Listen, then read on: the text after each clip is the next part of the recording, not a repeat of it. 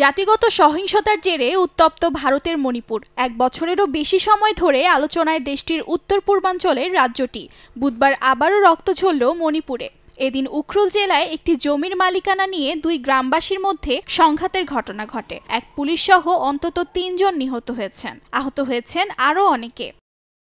ভারতীয় গণমাধ্যম এনডিটিভি বলছে, নাগা সম্প্রদায়ের মধ্যে সংঘর্ষ হয়। হতাহতদের পরিবারের পাশে থাকার আশ্বাস দিয়েছেন রাজ্যটির পরিবহন মন্ত্রী। উত্তেজনা কমাতে জেলাটিতে কারফিউ জারি করা হয়েছে, বন্ধ রাখা হয়েছে ইন্টারনেট পরিষেবা। এরই মধ্যে গান্ধী জয়ন্তীতে সব সম্প্রদায়কে রাজনৈতিক আলোচনায় বসার আহ্বান জানিয়েছেন রাজ্য মুখ্যমন্ত্রী।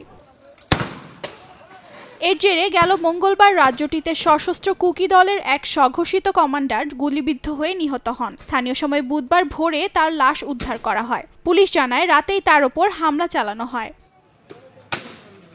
2023 সালের মে মাসে মেইতেই সম্প্রদায়কে একটি বিশেষ মর্যাদা দেয়াকে কেন্দ্র করেই সহিংসতার সূত্রপাত হয় রাজ্যটিতে।